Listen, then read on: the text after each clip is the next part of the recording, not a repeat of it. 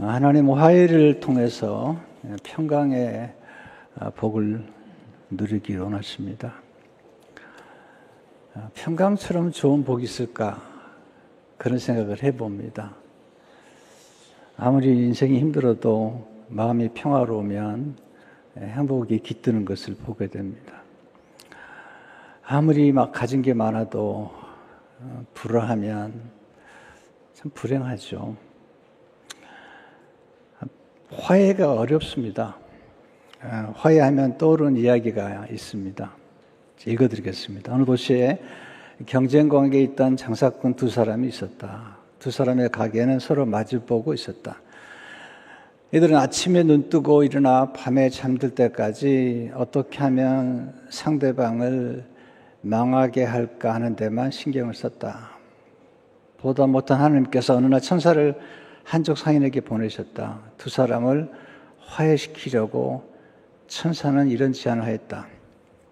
하나님께서 그대에게 큰 선물을 내릴 것이요, 그대가 재물을 원하면 재물을, 장수를 원하면 장수를, 자녀를 원하면 자녀를 줄 것이요. 단 조건이 하나 있어. 섬사는 잠시 말을 멈춘 다음 말을 계속했다. 그대가 무엇을 원하든 그대의 경쟁자는 2배를 얻게 될 것이요, 그대가 금화 10개를 원하면 그는 금화 20개를 얻게 될 것이요 라고 말하였다. 천사의 말을 들은 상인은 한참 생각하더니 제가 무엇을 바라든지 다 그렇게 이루어진다는 말씀이죠? 하고 물었다. 천사가 그렇다고 하자 상인은 크게 숨을 쉬고는 결심한 듯이 말하였다. 그럼 제 한쪽 눈을 멀게 해주십시오.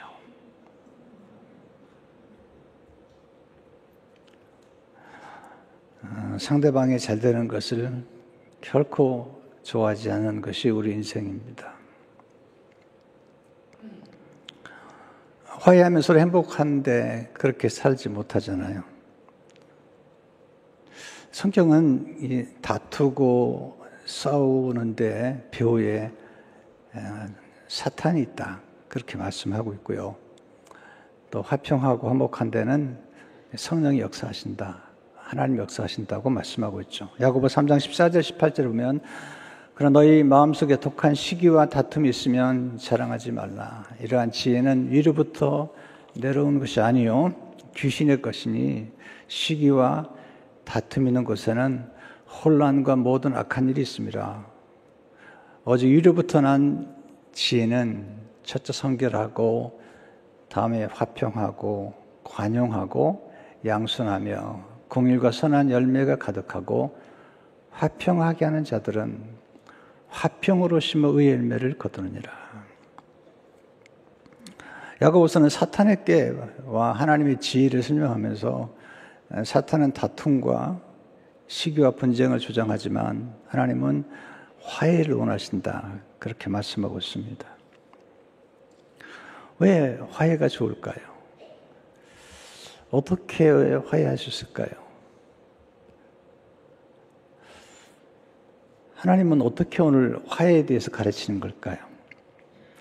화해의 장애물은 뭘까요? 어떻게 극복할 수 있을까요? 실제로 하나님은 먼저 화해하고 예물을 드리기를 원하십니다. 하나님은 예배를 굉장히 중요하게 생각해요. 그래서 예배하는 사람들에게 하나님께서 복을 주세요. 하나님이 예배하는 자를 찾는다고 말씀하셨어요. 성경에서 하나님이 찾는다는 말씀을 하실 때 그 찾는 대상이 많지 않습니다. 그 중에 하나가 예배하는 자를 찾으신다. 요한복음 4장 23절을 보게 되면 아버지께 참되게 예배하는 자들은 영과 진리로 예배할 때가 오나니 곧 잇따라 아버지께서는 이렇게 예배하는 자들을 찾으시느니라. 예배를 통해서 풍성한 복을 주시죠. 영감도 주시고 깨달음도 주시고 지혜도 주시고 인생에 직면한 문제에 대한 관점도 새롭게 해주시죠. 특별히 예배 가운데 축복은 화해를 생각하게 하시는 거예요. 그게 오늘 23절, 24절의 말씀이죠. 그러면 예물을 제단에 드리려다가 예배드리러 왔어요.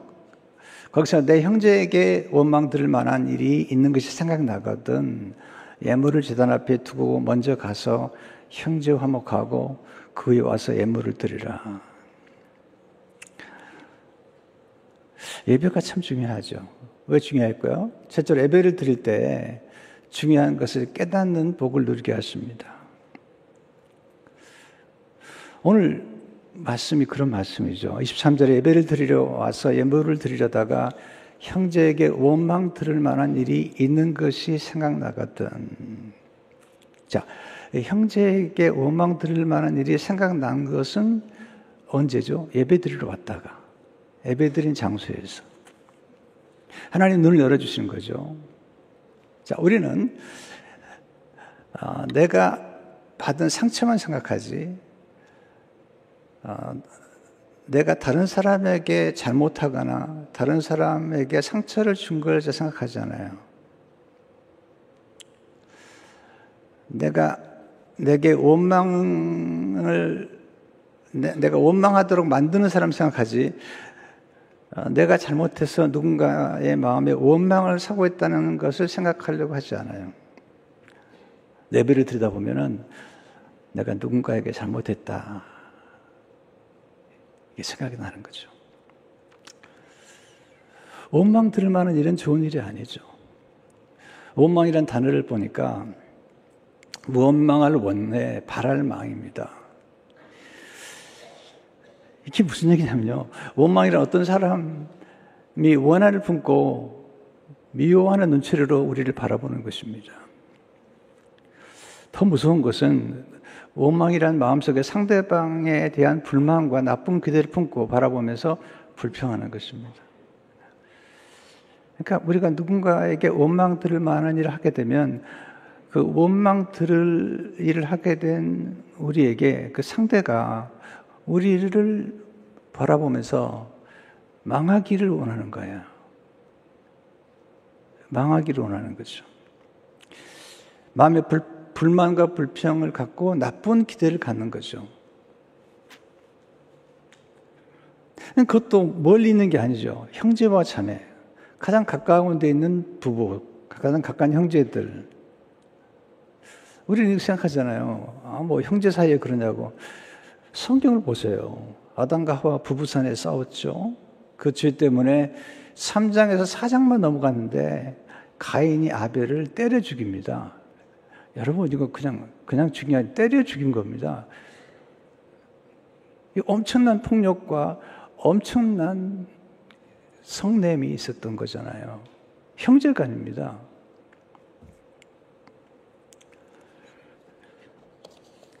근데 예배 드리다가 생각나거죠. 내가 잘못한 게 있구나. 이게 이제 성숙한 거예요. 내가 받으면 상처만 생각하는 사람은 미숙한 사람입니다. 그러나 내가 상처를 주었구나. 내가 누군가에게 상처를 주었다는 사실을 깨달은다면 그는 성숙한 사람이고 어른이 되는 겁니다. 여러분, 나이가 든다고 어른이 되는 게 아닙니다. 나이가 들면 노인이 됩니다.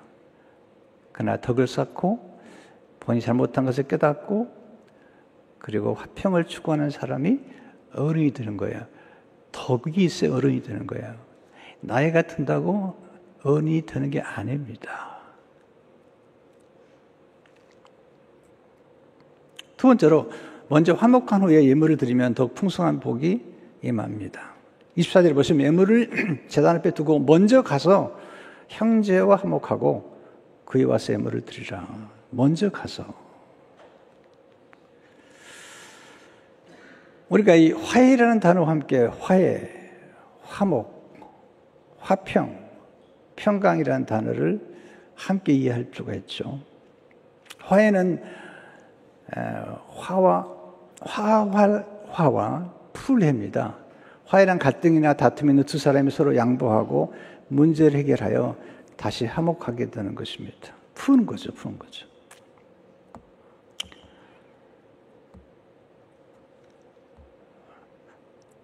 화목이란 이게 관계가 친밀하고 조화를 상태입니다. 화해는 화목을 낳습니다. 화목은 화평을 낳습니다.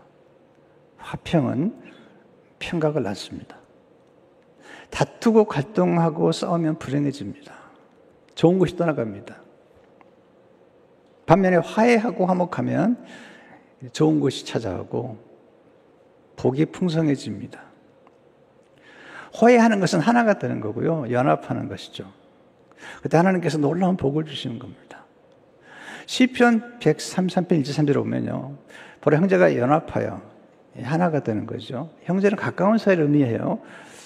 여러분, 우리를 원망하고 우리가 원망 사고 또 상처를 주고받는 건 멀리 있는 사람이 아닌 거죠. 형제가 연합하여 동거함이 어찌 그리 선하고 아름다운 거. 대단한 표현이죠. 선하고 아름다운 거. 머리에 있는 보배로운 기름이, 그 당시 기름이 귀했고 기름 받는 게 귀했거든요. 수염 곧 아론의 수염에 흘러서 그 어깨까지 내림 같고 헐모니 이슬이, 이스라엘 나라는 이슬이 귀하거든요. 시온의 상들이 내림 같이 갔도다. 거기서 여호와께서 복을 명령하신다니 곧 영생이로다. 세 번째, 화해를 위한 희생은 헛된 희생이 아니라 복된 희생입니다. 화해는 쉬운 것이 절대 아닙니다. 뒤틀린 관계를 바로잡는 것은 어려운 것입니다. 고통이 따르죠. 누군가 먼저 손을 내밀어야 돼요. 누군가 먼저 자신의 잘못을 인정해야 됩니다. 때로는 비싼 값을 지불해야 됩니다. 여러분, 동족 간의 전쟁이 가장 무섭습니다. 외부와의 전쟁보다 더 무서운 게 동족 간의 전쟁입니다. 우리나라를 보십시오. 심각합니다. 교회들을 보십시오. 한국 이민교를 보십시오. 수많은 소송이 말려 있습니다. 예수님은 화해하시기 위해서 화목제물이 되셨습니다. 피를 흘리셨어요. 십자가에서. 골로새서 1장 20절 22절에 보면 그의 십자가의 피로 화평을 이루사 만물 곧 땅에 있는 것들이나 하늘에 있는 것들이 그로 말미암아 자기와 화목하게 되기를 기뻐하십니다. 전에 악한 행실로 멀리 떠나 마음으로 원수가 되었던 너희를 이제는 그 육체의 죽음으로 말미암아 화목하게 하사 너희를 거룩하고 흠없고 책망할 것이 없는 자로 그 앞에 세우고자 하셨으니 화평을 위해서는 희생이 필요합니다. 화평을 위해서는 화목제물이 필요합니다. 예수님이 화평을 위한 화목제물이 되셨습니다. 로마 3장 25절을 보게 되면 예수를 하나님이 그의 피로써 믿음으로 말미암는 화목제물로 세우셨으니 이는 하나님께서 길이 참으시는 중에 전에 지은 죄를 간구하심으로 자기의 의로우심을 나타내려 하심이니 화목제물이 되셨습니다. 누군가와 화목하려면 반드시 누군가의 희생이 필요해요. 예수님의 희생을 통해서 우리는 하나님과 화평하게 되었고 또 사람들 사이에도 화평하게 되었고 그리고 우리 자신과도 화평하게 되었어요. 많은 분들이 자신과 화목하지 못해요. 자기를 경멸하고 싫어하고 학대하고 괴롭히죠. 자기 자신을 아주 비난해요. 네. 이게 슬픈 일이죠. 자기도 자기 자신을 좋아하지 않으면서 다른 사람이 자기를 좋아하지 않는다고 그렇게 원망하잖아요. 먼저 자기 자신과 화해하고 자기 자신을 좋아해야지 다른 사람도 좋아하게 되고 또 자기 자신을 좋아해 본 경험 있는 사람만이 다른 사람도 좋아할 수 있는 겁니다. 자기 자신의 잘못을 비판의 눈으로 바라보지 않고 연민의 눈으로 바라볼 수 있는 사람만이 다른 사람의 잘못도 비판 눈으로 보지 않고 연민의 눈으로 바라볼 수가 있는 거예요. 관찰은 중요하지만 비판을 위한 관찰이 아니라 이해와 관용과 용서를 위한 그런 관찰이 되어야 됩니다. 희생을 통해서 단절되었던 하나님과 연결되는 복을 받았습니다. 단절은 좋은 게 아닙니다. 단절은 공급이 끊기는 거예요. 축복이란 복의 흐름, 생명의 흐름이 흘러가는 건데 단절되면 공급이 끝나는 거잖아요. 여러분, 정말 부유한 부모님이 계신다고 예를 들어서 자녀가 부모와 단절하면 부모가 줄 수 있는 모든 축복과 모든 자원이 단절되는 거죠. 화목해야만이 다시 누릴 수가 있는 거죠. 이것은 꼭 부모와 자녀의 사이뿐만 아니라 우리 가운데 우리에게 풍성한 것을 공급할 수 있는 그런 분과 화목한다면 엄청난 복을 누릴 수가 있는 것입니다. 화평을 통해서 단절되었던 하나님의 복이 다시 흘러넘치게 되었습니다. 또 마음의 평강이 다시 흘러넘치게 되었습니다. 화평을 통해서 화목이 주는 기쁨을 누리게 되었습니다. 인간의 행복은 관계의 화평을 통해 경험하게 됩니다. 제가 결혼 초기에 제 아내와 이렇게 화평하게 잘 못 지낼 때가 좀 있었습니다. 그리고 산에 있다가 이제 제 어머니 오셨어요. 어머니 17년 동안 제 아내가 모셨는데요. 제 어머니 참 기도 많이 하시고 훌륭한 분인데 보통 분이 아니세요. 그래서 가끔 이제 집에 들어가려고 그러면 제 어머니하고 며느리가 아시죠? 그런 문제가 생기면 집에 들어가고 싶지 않아요. 집에 들어가고 싶지 않아요. 불편해요, 불편해요. 네. 근데 그런 어머니를 17년을 모셨어요, 내가. 근데 사실은 그건 꼭 부부 간의 관계나 고부 간의 관계뿐만 아니라 자녀에도 마찬가지죠. 제가 아는 목사님은 사춘기가 된 아들이 있었는데 얘가 너무 소고석이고 너무 거친 거죠. 한 번은 조금 일찍 집에 들어가려고 집에 전화했더니 사모가 받을 줄 알았는데 아들이 받은 거예요. 전화를 끊어버렸어요, 아버지가. 그리고 집에 못 들어가 뱅뱅 돌다가 나중에 늦게 들어갔대요. 부모와 자녀 간에 아닙니다. 압살롬을 보십시오. 아버지에게 반역하잖아요. 그러니까 우리가 성경을 제대로 보면요, 인생을 좀 더 쉽게 이해할 수 있습니다. 사람이 왜 그래? 그렇게 얘기하지 않고 그럴 수 있다 라고 얘기만 해도, 이해만 해도 인생이 좀 쉬워지거든요. 두 번째, 하나님 화해 수업을 통해 지혜를 가르쳐 주시죠. 지혜란 분별력입니다.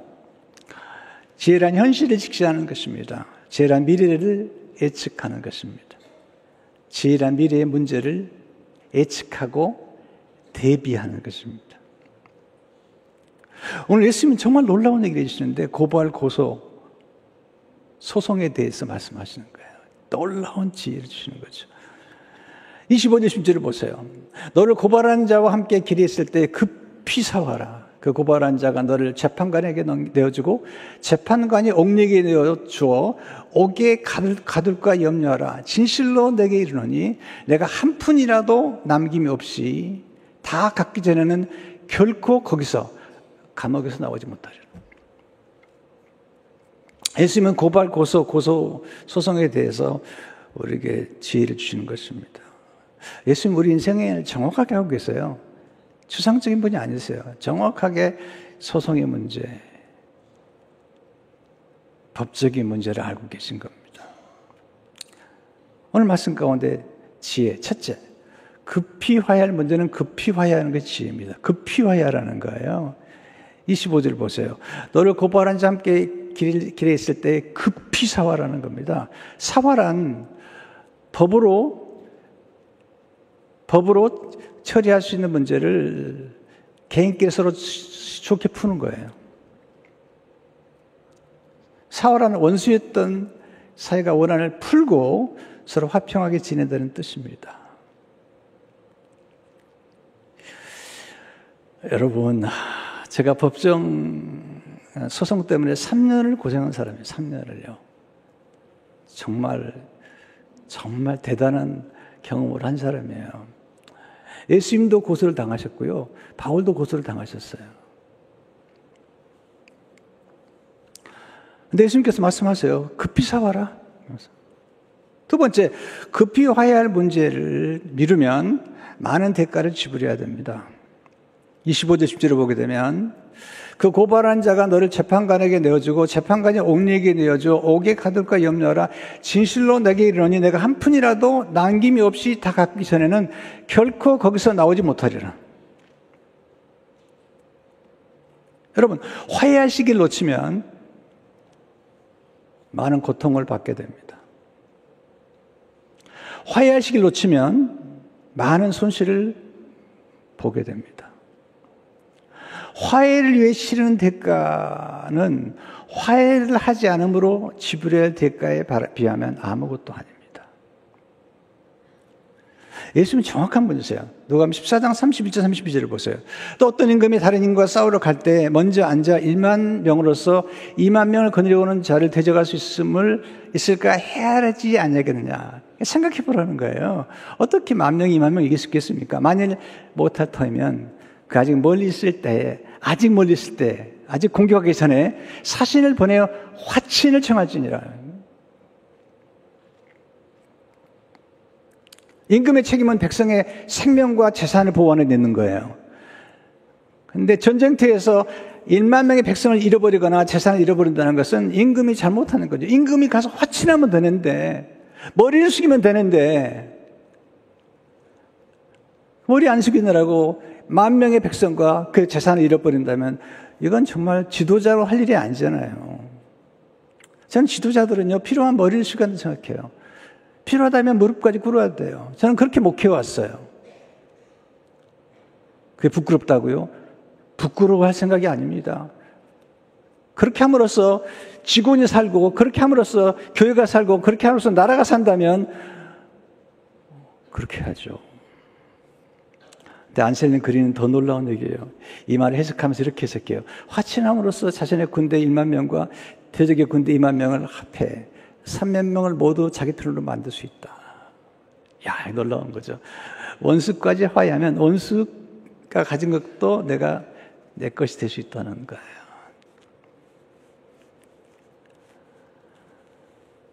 저는 요즘 우크라이나 대통령과 트럼프 대통령을 지켜보고 있습니다. 와, 지도자가 어떤 결정을 내리냐에 따라서 전쟁에 임할 수도 있고 엄청나게 많은 걸 잃어버릴 수도 있고 아니면 미국에 있는 많은 재산을 얻을 수도 있어요. 미국의 보호를 받을 수 있어요. 전 누가 잘 됐다는 얘기를 하는 게 아니에요. 오해하지 마세요. 누가 더 잘하고 있다고 얘기를 하는 게 아니에요. 오해하지 마세요. 그게 아니라 이 지도자 간의 화해가 그냥 화해가 아니라 백성들의 생명과 젊은 청년들의 생명과 재산을 보호하는 거기까지 생각해 보라는 거예요. 자존심? 뭐가 대단히 중요합니까? 네.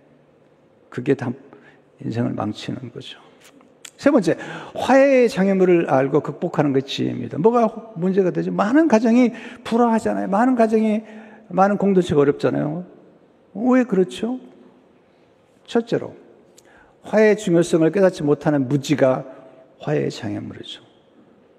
괜찮다고요? 괜찮지 않습니다.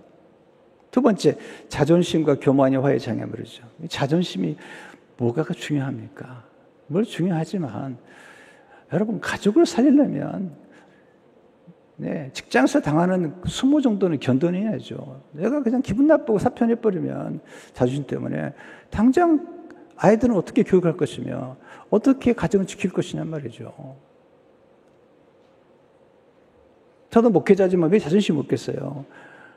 그러나 자존심을 다 내려놓는 거예요. 건축하다 보니까 진짜 별 얘기를 다 들었어요.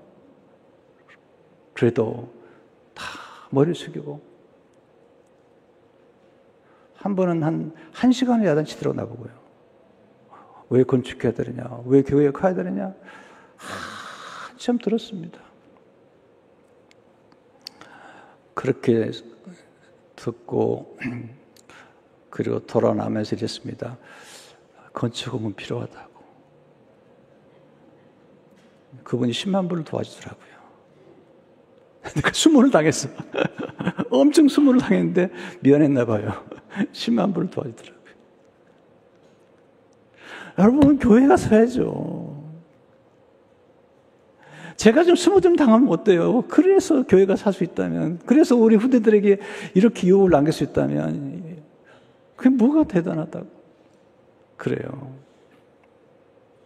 이제 거의 곧 소천당하시는 우리 김충근 장로님이 한번 그런 얘기 하시더라고요. 자마하시면서 제가 자마 활동을 하기 위해서 누가 10,000분을 더 준다면 자기는 무릎 꿇을 수 있대요. 무릎 꿇을 수 있대요. 저는 그 얘기 들으면서요, 훌륭하다 생각했어요. 네. 저는 교회를 위해서 여러분이 오늘 10,000불 내놓으신다면 제가 무릎 꿇겠습니다. 그러면 안 돼요? 그게 뭐 대단해요? 그게 쪽팔려요? 아닙니다. 그래서는 안 되는 겁니다. 그 정도의 책임은 질 수 있어야 됩니다.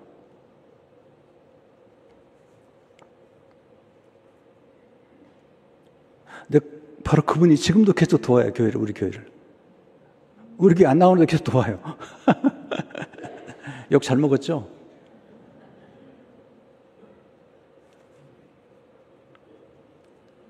셋째, 과거의 상처가 치유되지 않은 것이 화해의 장애물입니다. 치유돼야 됩니다. 네 번째, 진정성 있는 사과를 하지 않는 것이 화해의 장애물입니다. 그래, 내가 잘못했다? 이런 말투로는요, 화해가 안 되는 겁니다. 다섯째, 거짓말과 배신의 경험 때문에 신뢰를 상실하는 것이 화해의 장애물입니다. 여러분, 사랑만 가지고 행복할까요? 아닙니다. 사랑이요, 그냥 되는 게 아닙니다. 사랑하려면 소통이 필요합니다. 서로 간에 존중이 필요합니다. 서로 간에 신뢰가 필요합니다. 그런데 이런 사랑의 기술은 터득하지 않으면서 무조건 사랑이면 된다고요? 안 됩니다. 사람이 사랑만 가지고 못 살아요. 돈도 있어야 돼요.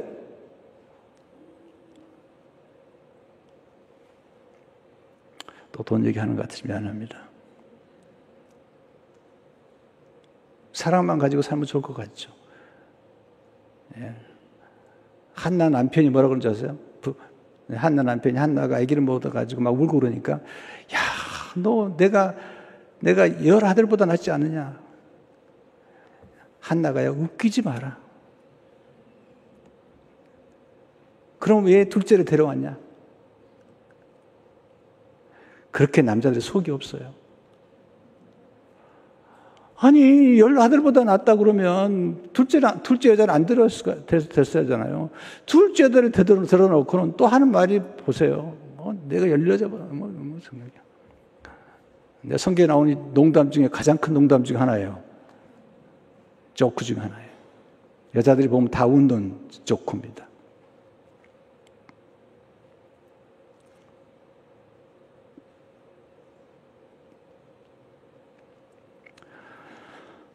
여섯째, 오해와 잘못된 의사소통이 화해의 장애물입니다. 말 잘해야 되죠. 일곱째, 자신 입장만 고집하는 것이 화해의 장애물이죠. 여덟째, 불화를 주장하고 화해를 방해하는 주변 사람이 화해의 장애물입니다. 요즘 보면요, 우리 교회 변호사님 말고 어떤 나쁜 변호사들은요, 자꾸 소송을 부추기는 겁니다. 불화를 부추기는 겁니다. 이야, 무슨 사람 많아요. 아홉째, 시기와 질투를 주장하는 사탄의 영향을 받는 것이 화해의 장애물. 영적인 세계가 있는 거예요, 분명히. 열 번째, 적합한 화해의 때를 놓치는 것이 화해의 장애물입니다. 제가 여자분들을 좀 지켜봤는데요. 여자분들은요, 쭉 남편에게 계속 화해를 하려고 노력을 해요. 그러다가 어느 정점까지 가잖아요. 그 다음에 안 들어요. 남자들이 속이 없어요. 뭐 몇 번 용서해 주니까 되겠지 하다가요. 어느 정점에 가면 여자분들은 노예요. 노하면 끝나요. 제가 경험한 겁니다. 남자들이요, 정신을 차리소서. 어느 순간까지 가요. 가다가 어느 순간에 가면 그때는 절대 안 됐습니다. 제가 본 경험입니다.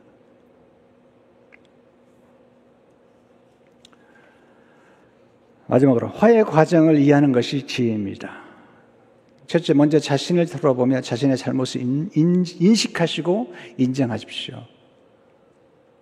우린 자기가 받은 상처만 생각하지 자신이 준 상처를 생각하지 않잖아요. 둘째, 진정성 있는 사과를 하고 용서를 구하십시오. 정말 사과하세요. 부부 사이도 마찬가지잖아요. 남편이 잘못했으면 아내에게 잘못했다고 용서해달라고. 그걸 보는 자녀들은요, 행복합니다. 왜냐하면 그런 자녀들은 부부 사이에 싸울 수 있지만 화해할 능력이 있다는 걸 알게 되고, 그 화해할 능력을 배운 아들과 딸들은 나중에 결혼 후에도 아주 건강한 사랑할 수 있는 거예요. 다투는 능력도 있지만 화해하는 능력이 훨씬 중요한 것입니다. 그때 중요한 것은 진지하게 용서를 구하는 겁니다.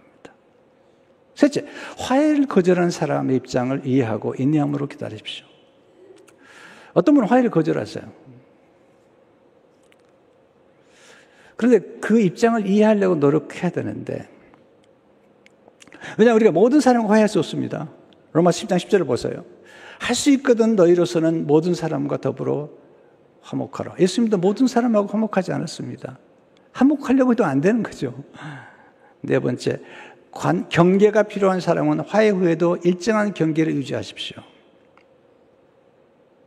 독성적인 사람, 악한 사람도 있고요. 폭력적인 사람도 있습니다. 이런 사람들 특징이 뭐냐면 잘못해놓고 용서를 구합니다.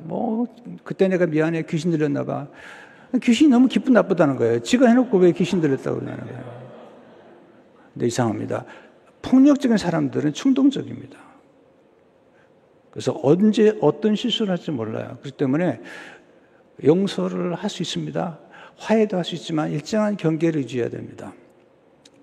야곱과 에서가 마찬가지예요. 에서는 충동적인 사람이기 때문에 야곱을 죽이려고 했습니다. 야곱이 화해합니다. 그러나 같이 있지 않습니다. 근데 같이 있을 수밖에 없는 부부 사이는 어떻게 해야 되느냐? 일정한 경계를 유지해야 됩니다.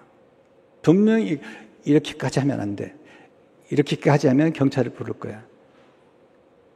여기까지 가면 안 돼. 왠지 아세요?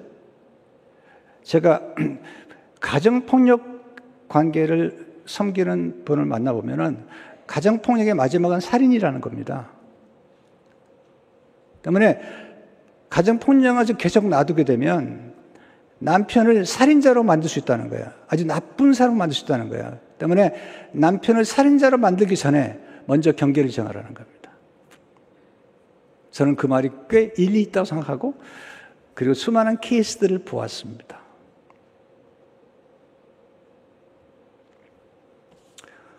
그러면 아내가 남편한테 맞으면 어떻게 할 것이냐? 그건 잘 모르겠습니다. 그러나 여러분, 폭력은 좋은 게 아닙니다.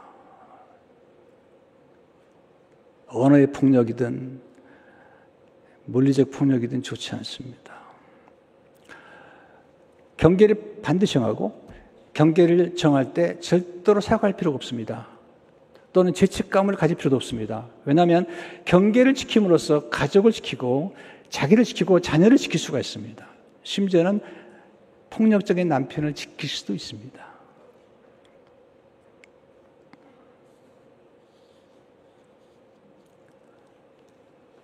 그리고 스스로 생각할 때 정서적인 장애 같은 생각하면 반드시 상담을 받고 치유를 받아야 됩니다. 그래야지 가정이 행복해질 수 있습니다. 마지막 성령 충만을 통해서 하나됨을 지키도록 하십시오. 기도 많이 하셨대요. 하나됨은 쉽지 않아요. 에베소 4장 3절에 보면 평안에 매는 줄로 선이 하나 되게 하신 것을 힘써 지키라. 예수님 본받아 화목하게 하는 직분을 잘 감당하십시오.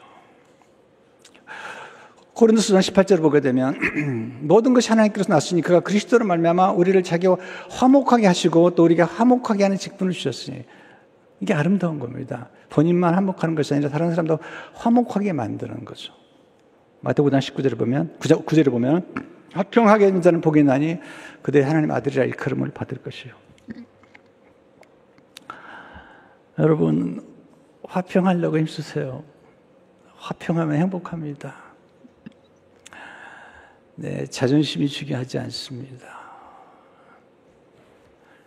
자존심 지키다가 많은 걸 잃어버립니다.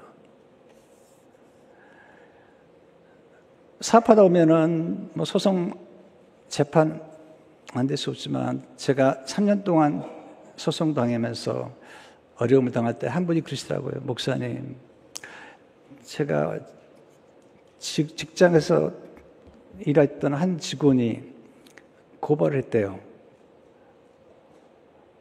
그래서 몇만 불을 달라는 거예요. 그래서 그 돈을 주는 게 너무 억울해서. 왜냐하면 잘못한 게 없는데 그렇게 소송이 왔으니까.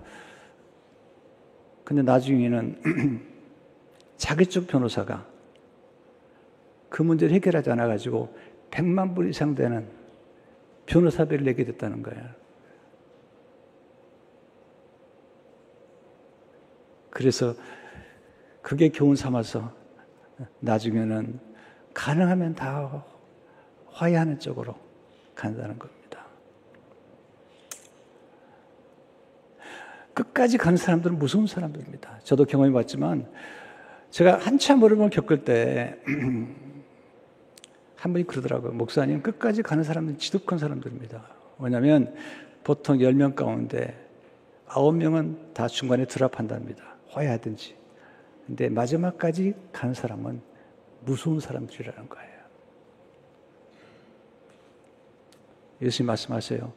그런 사람들 만날 수 있으니까 그냥 좀 줘서 끝내라는 거예요. 화해하라는 겁니다. 정말 좋은 변호사를 만나셔야 됩니다. 정말 더 이상 얘기하면 안 될 것 같아요. 성도 여러분, 화해의 지혜를 얻어서 화목한 인생 되시기를 축원합니다.